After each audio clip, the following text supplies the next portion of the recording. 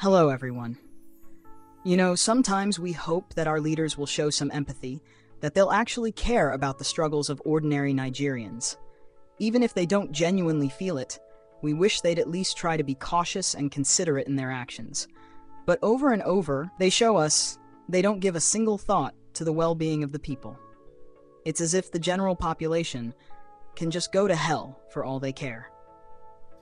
I came across a report recently, and it really struck me. It made me question the actions and priorities of some of our leaders. Specifically, I'm talking about the Ooni of Ife. I find myself asking, does he have advisors? Does he care about the people he represents? Or is it just about keeping up appearances and catering to the powerful? Because from where I stand, it feels like the latter. Let me paint the picture for you. While the country grapples with overwhelming problems, economic hardships, skyrocketing fuel prices, and people struggling just to afford a single meal a day, the Ooni of Ife chose to honor the First Lady, Remi Tinubu, with a golden statue. Yes, in a lavish ceremony at Obafemi Awolowo University, he unveiled a statue of her, calling her a symbol of virtuous leadership and empowerment. It feels like a slap in the face to every Nigerian going through tough times right now. While they struggle to put food on the table, we have leaders celebrating and glorifying one another with golden statues. So I ask again, where is the empathy? Where is the connection with the people who are suffering? This display feels more like a symbol of disconnect than honor. Now, let's talk about the reality on the ground. What Nigerians are truly facing every single day. In the last few weeks, we've seen fuel prices shoot up to unprecedented levels. We're talking about prices well over 1,000 naira per liter. For the average Nigerian, this isn't just an inconvenience, it's an unbearable burden. Fuel in Nigeria isn't just about filling up your car.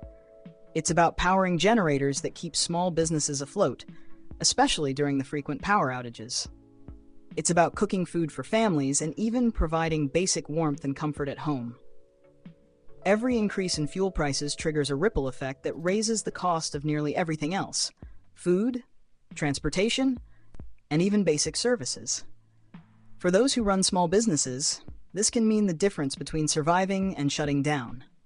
Imagine a local vendor who relies on daily earnings just to put food on the table.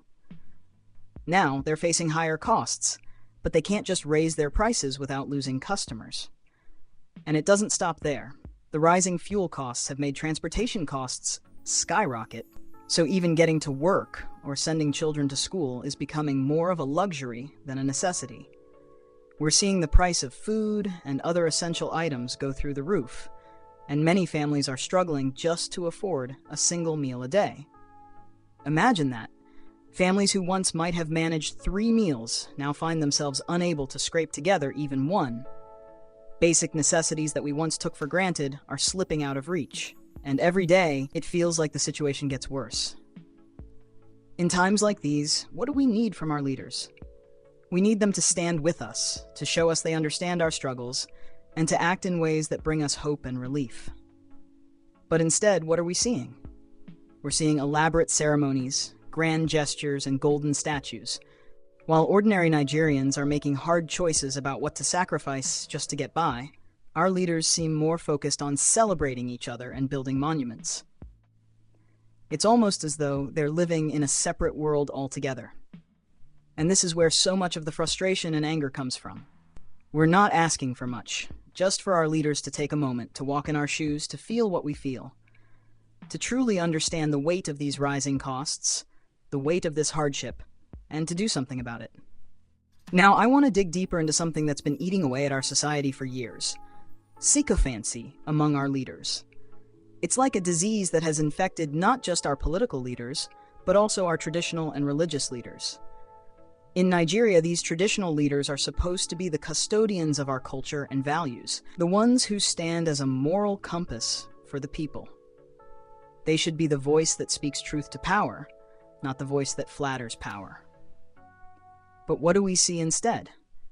We see leaders who are more than willing to bend over backward for anyone in a position of authority. This kind of behavior isn't just disappointing, it's dangerous. It sends a message that power is more important than principles, that loyalty to the people can be bought, and that traditional values are just another thing to be compromised when it suits their interests. For instance, when the Ooni of Ife unveils a golden statue of the First Lady, it's hard not to see this as an act of sycophancy, a way to curry favor with those in high office. Is this really about honoring virtues, or is it about aligning himself with political power? It's hard not to wonder if he would have done the same if her husband wasn't the president. When our leaders, who are supposed to be symbols of integrity, instead become symbols of sycophancy, it erodes our trust and makes us question who they truly represent. Across the country, we see similar acts from leaders at all levels. Rather than challenging those in power to do better, they applaud them, even when there's little to applaud. They choose loyalty over truth, and in doing so, they fail the very people they are meant to protect. This constant flattery and praise, this yes-man mentality, only reinforces the behavior of those in power. It emboldens them to continue making decisions that disregard the welfare of the people, because they know they won't face any real opposition. This is a dangerous cycle, one that keeps our leaders disconnected from the reality of our struggles and our pain. So I have to ask, where are the leaders who will stand up for the people? Where are the voices willing to speak out, even if it means going against those in authority? True leadership isn't about telling powerful people what they want to hear. It's about holding them accountable, no matter the personal cost. And until we see more of this kind of courage, the cycle of sycophancy will continue, leaving the rest of us to suffer the consequences. As we wrap up, it's clear that something needs to change. Our leaders, whether they're political, traditional, or religious, have a responsibility to stand with the people, not just in words, but in actions. Nigeria is going through some of its toughest times. People are struggling to survive, and they need leaders who not only understand their plight, but are also willing to do something about it.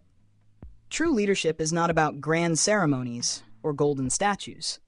It's about empathy, integrity, and accountability. It's about putting the people first and making decisions that improve their lives, not just celebrating those in power. We need leaders who genuinely care about what we're going through. Leaders who understand that every decision they make affects millions of lives.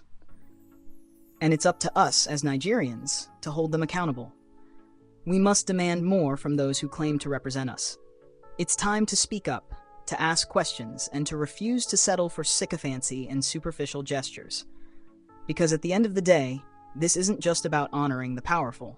It's about honoring the people. We deserve leaders who will fight for us, who will stand up for what is right, and who will put our needs first. If they continue to ignore us, then we must make our voices heard louder than ever before. Change won't happen overnight, but it starts with a demand for better leadership. It starts with each of us choosing to no longer accept mediocrity or excuses. So let's keep pushing for that change.